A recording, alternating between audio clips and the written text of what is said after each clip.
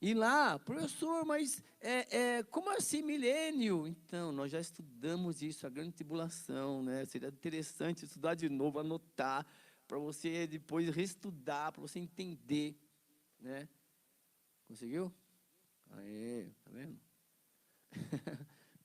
Aí, para você entender, é isso aí mesmo. Eu creio, Apocalipse. Você que está aí ou eu que estou aqui? Aí, o diabo. Então, a morte, o Hades. Pronto, obrigado. Agora sim.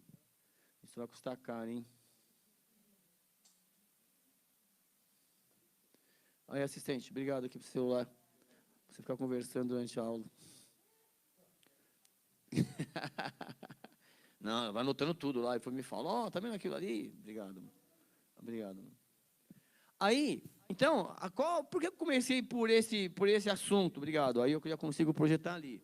A mídia me faz esse favor, é esperto, já põe ali e vai lendo rapidinho, né? Aí o que acontece? Nós, um dia, passaremos por isso, e é legal esse professor, mas o que tem que ver com o Apocalipse? Eu não entendo muito bem do Apocalipse. Você não entende nada também sobre esse assunto do homossexualismo? Então, é só para você entender. Você estuda, você acha que conhece a ponta do iceberg. Quando você vê alguém nessa prática, você fala, eu penso, você não sabe nada daquela vida, você não sabe o que passou, você não sabe o que originou aquilo. E se você for entrar na vida de cada um, conversar com cada um vai ter uma história, cada um talvez tenha algo em comum. E eu sei o que é algo em comum, é o diabo na vida deles e ponto. Um dia, Satanás entrou naquela vida, só que ele não sabe disso ainda. Você entendeu? Ele não sabe que o Satanás está por trás disso. Muitas pessoas cristãs não creem que o diabo existe ainda. Estou falando sério. E não tem como você ler a Bíblia sem entender que o diabo estava ali. Desde o início ali. Então não lê. Então eu comecei com um fim, porque é o seguinte, olha, todo mundo vai passar por isso, tá? Todo mundo. Nós que estamos vivos hoje, cremos em Cristo, se você morrer hoje, deixar essa carcaça aí hoje, crendo em Jesus Cristo, automaticamente você vai para o céu e você vai viver já com Cristo. O corpo, né, vai ser transformado aí, no piscar de olhos, no dia que eu ouvir a trombeta, será restaurado, você vai ter um corpo. Você vai ter um corpo semelhante ao de Cristo e vai viver no céu. E quem, por exemplo, até Cristo, se Cristo voltar hoje, a igreja diz que vai ser arrebatado, vai arrebatar a igreja, e os que creem em Cristo, só Jesus realmente sabe e conhece o coração, será arrebatado. Então, nós temos que viver hoje, e não vamos falar de um assunto, mas vai pegar, quando tiver o texto lendo, vocês vão ver. Hoje ainda. Se você se colocar dentro de alguma situação dessa que aparecerão, é que o assunto vai ser específico, mas assim, quando estiver lendo ali, Jesus fala, ó, hoje eu vou falar sobre isso, mas ó, você vai aparecer ali também, tomara que você não apareça dentro aí das características de quem vive em algumas práticas.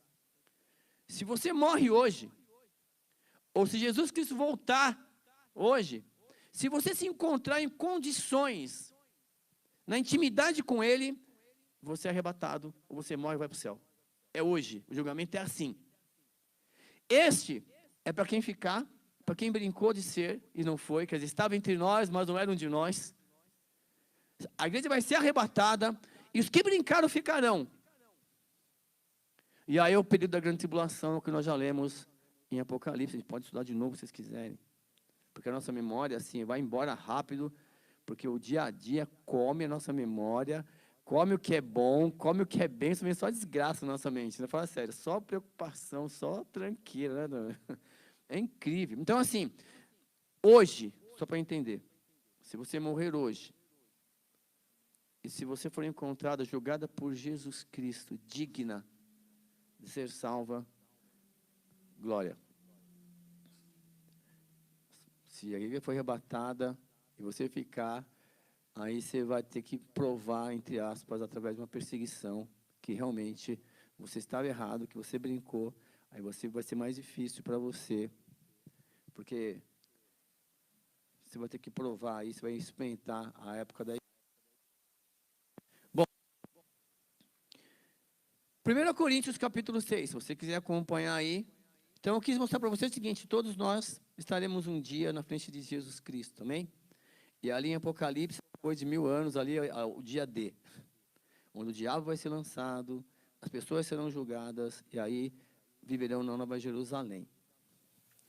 Quero dizer para você, quero pensar com você sobre herdeiros do reino de Deus. Quando o apóstolo Paulo escreve para a igreja de Coríntios, no capítulo 6, ele vai dizer o seguinte, né, a partir do 9. Meu, tá difícil hoje, tenho... Caramba, meu. Não, o pessoal que está em casa também, né, entendeu? Tá vermelho. Sonoplasta, que é bom ter que... Está verde. Aí, olha só, o apóstolo Paulo é o seguinte, em 1 Coríntios capítulo 6, a partir do versículo 9, vai dizer o seguinte, olha, é uma pergunta, vocês não sabem que os perversos não herdarão o reino de Deus? Quer dizer, o Paulo está conversando com os cristãos lá da igreja, e você, eu e você. Imagina que eu estou perguntando, você não sabia que os perversos não herdarão o reino de Deus? E na sua cabeça assim, como assim perversos, né? Como assim herdar o reino de Deus? Para mim tá bom isso aqui. Tá bom? Tá ruim?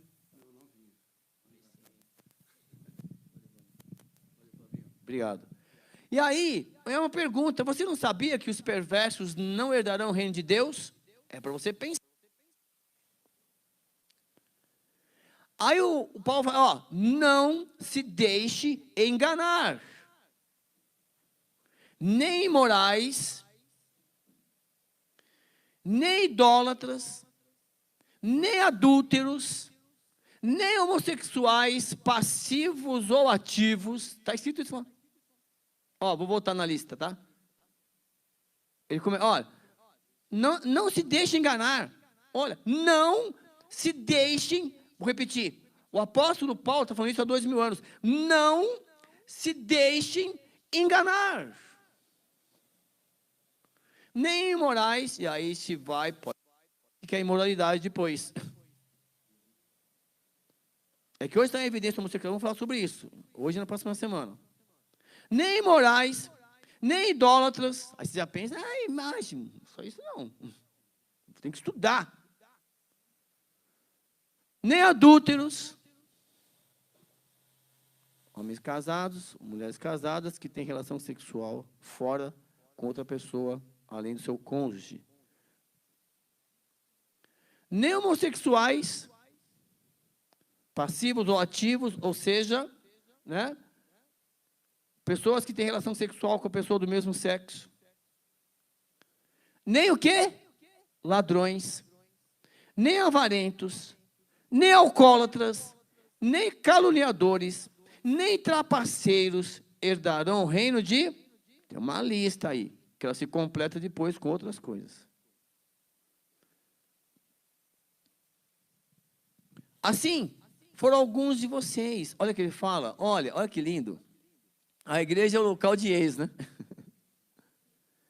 Aí ele fala assim, assim, foram alguns de vocês. Peraí. Então o cara, deixa eu voltar, peraí um pouquinho só. Peraí. Então, aqui nós tínhamos pessoas imorais, que praticavam todo tipo de moralidade. Sim, na igreja pode ter, o ex. Idólatras, sim. Adúlteros, sim. Homossexuais, sim. Tudo ex, tá? Ladrões, sim. Avarentos, sim. Tudo tem um preço. Alcoólatras, sim. Caluniadores, sim. Trapaceiros, sim. Alguns de nós, mas aí, quando Cristo entrou na minha vida, todas essas práticas, aí ele vai dizer em outras práticas, se você roubava, não pode mais, se você mentia, não pode mais, se você bebia, não bebe mais. Assim foram alguns de vocês. Mas, olha que lindo, mas vocês foram lavados, foram santificados, foram justificados no nome do Senhor Jesus Cristo e no Espírito do nosso Deus. Você foi lavado com o sangue de Jesus Cristo. O problema é que nós temos muito crente toalha nova. Eu já ouvi essa uma vez. Sabia? O crente toalha nova, ele não absorve nada.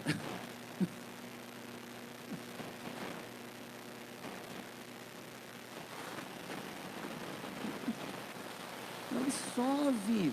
Parece, é uma luta contra... Ele não, olha que lindo. É a interpretação, glória a Deus. Ele vem, ele sabe que Jesus é o caminho, a verdade e a vida, só que ele fica com o pé, né, dentro e fora, quer dizer, ele vem, mas ele não quer ser uma nova criatura, ele não quer ser deixado se transformar pela renovação, ele quer continuar com as mesmas práticas. Então, assim, ele é cristão na igreja, com as pessoas que olham para ele, sabe que ele está aqui na igreja, mas longe dessas pessoas, quando se agrupa em outro local, em outro grupo, em outra situação, ele é uma outra pessoa.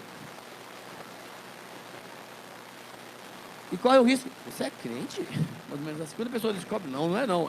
Sou, não, você não é, aquela briga. Eu sou, não, você não é crente, não é possível. Aí o pessoal fica, como eu ouvi na escola, por exemplo. Tem um aluno, né, um áudio para mim, umas 3 semanas. Ele é cristão, né? E ele congregou uma igreja evangélica. Só que na escola ele se empolgou um pouquinho, como ele é inteligente, acabou se enturmando com a turma do faz de conta, né? Que deixa que eu faço, né? Deixa que eu deixo. É a turma do deixa que eu deixo. E aí, atitudinalmente, ele caiu. Você olha para ele largado, não quer fazer algumas coisas, tá absorvendo o contrário, sabe? Ao invés de você ser o sal, a luz, você não é mais sal, você nem sabe se é farinha, se é açúcar, sei lá, tá lá. E não é mais nem luz, é uma luz vermelha, sei lá, não é luz. E aí aconteceu, quando ele fez algumas coisas, na sala dos professores eu ouvi uma professora falar assim, e aí ele é crente, hein? Ela soltou, mas ela já pediu oração para mim. Olha para mim, crente. Meu apelido na escola é pastor, né? Opa, você é pastor ou pastor? Eu falei, pode ser as duas coisas? Aí eu falei assim, bom, antes tivesse 1000 professores pastores do que professores bêbados, né? No bar, é isso? Mas enfim, né? Não é essa. Eu quis dizer o seguinte para você, que esse aluno mandou uma mensagem, professor, o que você faz, tal, eu mandei a mensagem para ele. André,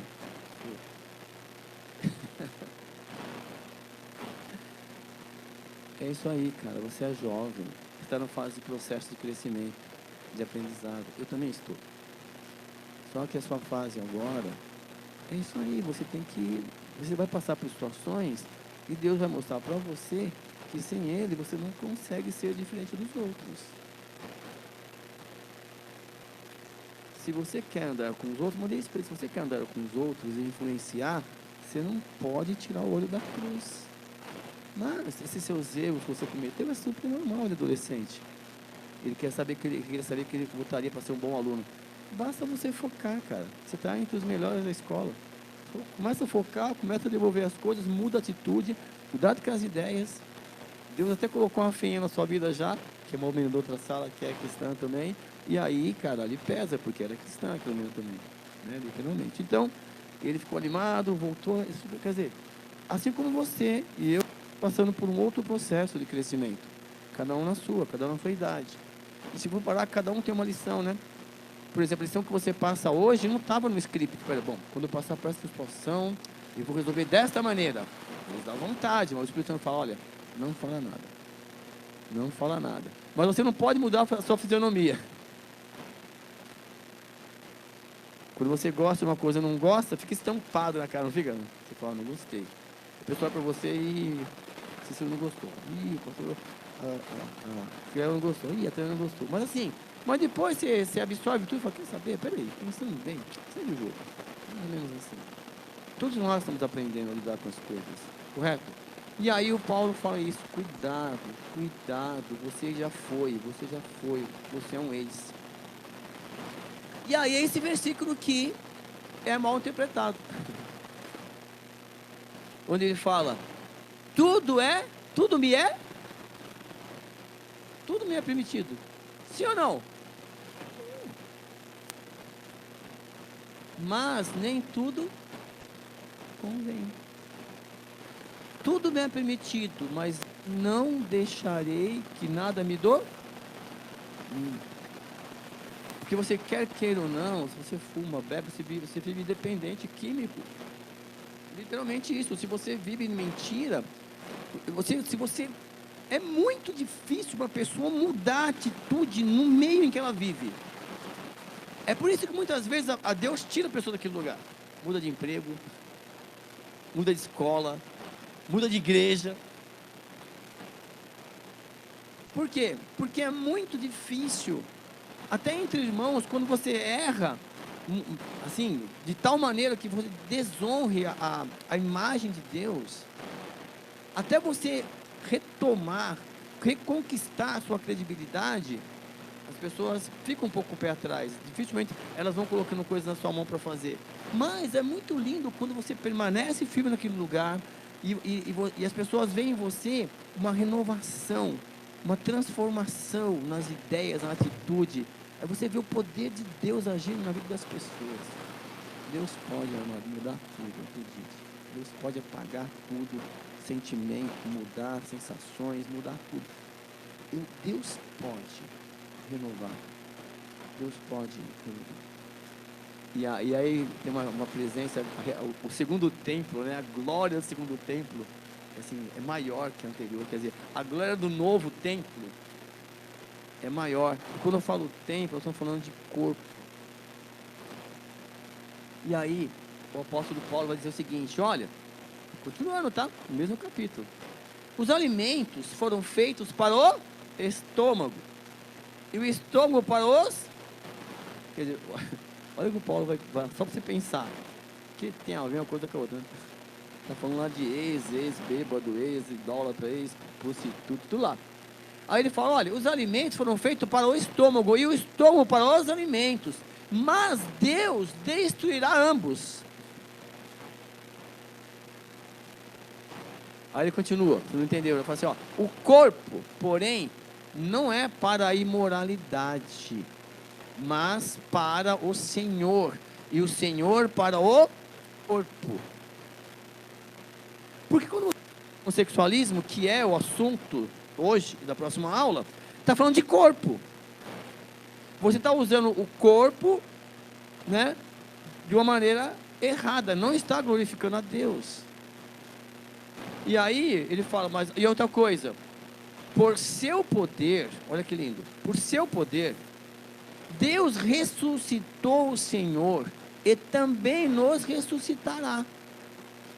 Vocês não sabem que os seus corpos são membros do Espírito Santo, são membros de Cristo? Olha, ele está indignado, vocês não sabem? Você não entendeu ainda que o seu corpo, que o meu corpo,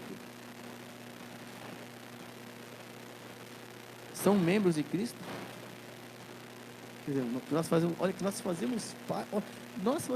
parte do corpo de Cristo. Ele vai falar que o nosso corpo é templo do Espírito Santo. Onde você está, Deus está. O que você faz, Deus está fazendo. E você não sabia que Jesus, assim como Deus ressuscitou Jesus Cristo, Ele vai ressuscitar você um dia? Tomarei eu os membros de Cristo e os unirei a uma prostituta. E vice-versa, né? Homem, você, preste muita atenção, você cristão, você que fala que é cristão, que segue a Cristo, você vai se colocar nessa situação, se envolver sexualmente com uma prostituta. Eles falam, Paulo falando, de maneira nenhuma. De maneira nenhuma, eles clamam. Não, tira isso da cabeça. Para. Nem pense nisso. Vocês não sabem que aquele que se une a uma prostituta é um corpo com ela? Você não sabe? Pois como está escrito, os dois serão uma só carne. Entre aspas, como Deus falou lá. Vamos ler depois. Quando ele fala para o homem e a mulher, nós vamos entender porque que o diabo vem e cria, entre aspas, um terceiro sexo. Pensar assim. Porque está aí, nós vamos ler com calma, na hora certa. E ambos deixarão, né? E o homem deixará pai e mãe e unir-se-á a sua esposa, e ambos serão uma só. Deus abençoou ali a relação sexual entre casamento. Mas aquele que se une ao Senhor é um espírito com Ele. Olha o que o Paulo está falando. Nós estamos dando muita importância para a relação sexual. Você sabia que o homem ele vive sem beber? Aí vai, alguns casados. O homem vive sem beber alguns dias água, tem um limite. Sem comer, tem um limite. Mas ele morre. O homem pode morrer de sede, o homem pode morrer de fome, mas o homem não morre sem sexo, se ficar sem fazer sexo. Não morre. Sabiam disso? Mostra algum estudo científico. O homem morreu porque não estava tendo relação sexual com a esposa. Aí é outro assunto. O porquê. Mas você não morre. Então você tem a opção da prática sexual. Case-se. Escolha bem. Case-se. Escolha bem e case-se. Enquanto isso, eu decidi ser cristão, seguir a Cristo, aceitar o meu Senhor e Salvador. Então, de Deus passou a habitar dentro de mim. Então, eu sou um só com Ele. Você entendeu isso? Que o Espírito está em você, que você é um só com Ele, que nós temos que aprender isso. Nós temos que representá-lo aqui. Aí ele vai falar o seguinte: então, amigo, fujam da imoralidade sexual. Todos os outros pecados que alguém comete fora do corpo os comete, mas quem peca sexualmente, está escrito isso na sua Bíblia, peca contra o seu próprio corpo. Deu para entender? Estou falando assim, ó. Então assim, ninguém põe a mão, põe a mão em mim, por favor, mais ou menos assim. Não põe a mão no templo do Espírito Santo. Por isso que é muito delicado isso. Por quê? Porque os solteiros que nunca experimentaram a relação sexual, que não deveriam mesmo, porque o foco tem que ser nos estudos, o foco tem que pensar no futuro, tem que pensar em ter uma profissão, tem que pensar em ser o bom cristão se tiver, deixa Deus conduzir, mas foco, sem querer queimar etapas. Aí você tem um mundo, socialmente falando, que é imoralmente, as atitudes, não pensa nada se vai desagradar a Deus ou não. Então aí tem uma campanha de carnaval, olha, carnaval, use sexo com preservativo. Quer dizer, faça sexo com segurança, mas por que tem? E aí, as pessoas, né, que ainda não tem o sensor, né, não tem aí o superego ativado, aguçado, então pode. Pode, então pode. Não, na minha casa que não pode. A minha mãe não deixa, outra coisa assim, é uma coisa que o mundo vai colocando na cabeça da criança, do adolescente, que ele ainda não tem essa decisão, ele não sabe o que é imoralidade. E as famílias estão terceirizando a educação. Então, o que um professor às vezes fala é lei, o que outro professor às vezes fala é lei, porque não se trata isso em casa, não se trata isso na outra instituição, que é a igreja. Então é assim, o seu corpo é templo do Espírito Santo. Não deixa ninguém encostar nele. Não deixa. Não peque. E aí ele fala assim, acaso vocês não sabem que o corpo de vocês é santuário do Espírito Santo de Deus que habita em vocês, que lhes foi dado por Deus e que vocês não são, e que vocês não são de vocês mesmos? Olha que loucura, Chico. Você está olhando para essa carcaça que você fala, esse corpo não é seu. É difícil você entender isso, é difícil. Então cuide bem do templo do Espírito Santo de Deus, tá bom? Você vai precisar dele para anunciar o Evangelho. Não cometa atos imorais sexualmente no corpo. Dentro de você habita o Espírito Santo de Deus. E aí nós temos que lutar contra isso. Sabe por quê? Porque vocês foram comprados por um alto preço. Portanto, glorifique a Deus com o seu próprio. Com esse raciocínio do Novo Testamento, é importante você entender. Mas por que falando isso, Cícero? Por que nessa aula? Porque assim, nós vamos passear no Antigo Testamento. Como que era o Antigo Testamento, o princípio? Peraí, o que acontecia lá? O que Deus falou para o povo quando o povo saiu do Egito lá, do berçário? O Egito foi um berçário aí para o povo aprender. Passou pelo infantil, do Egito, tá, e veio agora para a classe de adulto, mais ou menos assim. O apóstolo Paulo, lá em Romanos, vai falar o seguinte, olha, você tem que entender isso. Por quê? Porque Paulo fala, eu não me envergonho do Evangelho. O apóstolo Paulo fala, eu não me envergonho do Evangelho, Romanos 1. Sabe por quê eu não me envergonho do Evangelho? Porque é o poder de Deus para a salvação de todo aquele que crê. Aí, 3 pontinhos ali. Porque ele estava ali com os judeus, foi lá para a Grécia, e nós ainda não existíamos aqui. Então eu estava pensando aqui em 2 mundos ali, né? Nesse sentido. Então, eu não me envergonho do Evangelho de Deus, porque é o poder de Deus para a salvação, para todo aquele que crê. Entenderam? Ah, isso, mas como é que continua normal? Vamos chegar lá.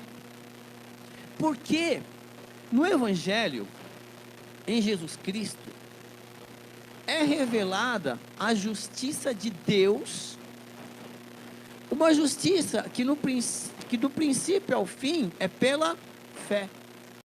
Está escrito, justo viverá pela. Então, em Jesus Cristo é revelada a justiça de Deus. Cristo personificou as Escrituras Sagradas, as leis e os profetas, e está nos ensinando como agir. Aí, olha, e o Paulo fala, você não pode ter vergonha do Evangelho.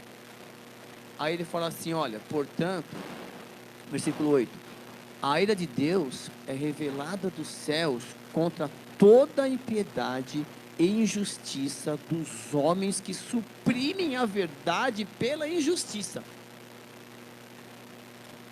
Pois o que de Deus se pode conhecer é manifesto entre eles, porque Deus lhes manifestou. Quer dizer, olha, quer conhecer Jesus Cristo? Ou melhor, quer conhecer a Deus? Conheça Jesus Cristo. Jesus vai falar, eu e o Pai somos um. Nós somos um. E assim como nós somos um, quero ser um com vocês também. Quer dizer, a justiça de Deus foi se manifestada em Jesus Cristo. Jesus é a verdade. E presta atenção, pois desde a criação do mundo, por isso que eu estou dando uma pincelada aqui na introdução hoje, Para a gente, quando na próxima semana falar do Antigo Testamento, você entender. Pois desde a criação do mundo, os atributos invisíveis de Deus, seu eterno poder e sua natureza divina, têm sido vistos claramente, sendo compreendidos por meio das coisas criadas, de que tais homens são indesculpáveis. O homem sabe que existe um Criador, independente da religião, vamos pensar assim: o homem sabe que existe um Deus, o homem sabe a natureza das coisas, e o apóstolo Paulo vai dizer isso, porque tendo conhecido a Deus, não o glorificaram como Deus, nem lhe renderam graças, mas os seus pensamentos tornaram-se fúteis, e o coração insensato deles obscureceu-se. Quer dizer, o homem foi buscando a Deus, chegou a conhecer a Deus, aí ignorou Deus e preferiu não servir Deus, e automaticamente isso tem um preço. Dizendo-se sábios, tornaram-se loucos e trocaram a glória de Deus mortal por imagens feitas segundo a semelhança do homem mortal, bem como de pássaros, quadrúpedes e répteis. Por isso, Deus os entregou à impureza sexual, segundo os desejos pecaminosos do seu coração, para que a degradação do seu corpo, para a degradação do seu corpo entre si. Trocaram a verdade de Deus, olha só, trocaram a verdade de Deus pela mentira, e adoraram e serviram as coisas e seres criados em lugar do Criador, que é bendito para sempre. Amém. Por causa disso, Deus os entregou às paixões vergonhosas. Até suas mulheres trocaram suas relações sexuais naturais por outras, contrárias à natureza. Da mesma forma, os homens também abandonaram as relações naturais com as mulheres e se inflamaram de paixão um pelos outros. Começaram a cometer atos indecentes, homens com homens, receberam em si mesmos o castigo merecido pela sua perversão. Além do mais, visto que desprezaram o conhecimento de Deus, Ele os entregou a uma disposição mental reprovável para praticarem o que não dele.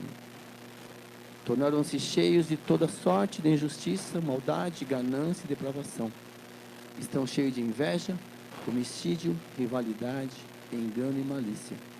São bisbilhoteiros, caluniadores, inimigos de Deus, insolentes, arrogantes e presunçosos. Inventaram maneiras de praticar o mal, desobedeceram a seus pais. São insensatos, desleais, sem amor pela família, implacáveis. Embora conhecem o justo decreto de Deus, de que se as pessoas que praticam tais coisas merecem a morte, não somente continuam a praticá-las, mas também aprovam aqueles que as praticam. Então, nessa introdução, quando a pessoa não tem Deus, não busca a verdade, não busca viver de acordo com os princípios cristãos, Jesus Cristo é a referência, automaticamente ela abre espaço para todo tipo de pensamento imoral que não agrada a Deus. E o Paulo está dizendo isso, que Deus automaticamente, olha, você entrou para um lugar que você se entregou a isso. E Deus deixou, assim, Deus permite o livre-arbítrio. Então é como se Deus, olha, eu não gostaria, mas você foi para lá, quando você abrir espaço para o Espírito Santo de Deus e entender que eu te amo, que eu quero te salvar, que eu quero te purificar, quando você entender isso, Deus falando no seu coração, Ele te resgata. E aí, é muito importante você entender isso. Se tem alguém praticando algumas coisas imorais que não agradam a Deus, é porque essa pessoa não teme a Deus. é falta de Deus na vida da pessoa. Porque se Deus está na sua vida, Deus vai te orientar, Deus vai te instruir, Deus vai direcionar você para o caminho certo. Então, quando você vê uma pessoa fazendo alguma coisa que desagrada a Deus, essa pessoa não está conectada mais com Deus. Então, quando nós estivermos estudando na próxima semana no Antigo Testamento, você vai entender melhor o que o apóstolo Paulo estava falando sobre imoralidade. E nós vamos ter como referência a Bíblia. Onde é que está escrito isso, que não pode fazer isso? E sem quem fizer isso, o que a Bíblia vai dizer do que os que cometem tais coisas? É a referência. Então, na próxima aula, nós vamos agora, continuar, na próxima aula, o assunto sobre isso. Tá, mas cadê? O que o Paulo leu no Antigo Testamento? Onde é que está na Bíblia isso? Qual é a espinha dorsal, sexualmente correta, que é a nossa referência? Porque eu creio na Bíblia. E respeito no que você crê. Mas, como cristãos, nós temos que crer na Bíblia. E hoje foi uma introdução que o apóstolo Paulo estava vendo e orientando as igrejas naquele momento. Obrigado pela presença. Até a próxima aula. Não falte a próxima aula. Nós vamos viajar nas Escrituras, tá bom? Obrigado. Até a próxima aula.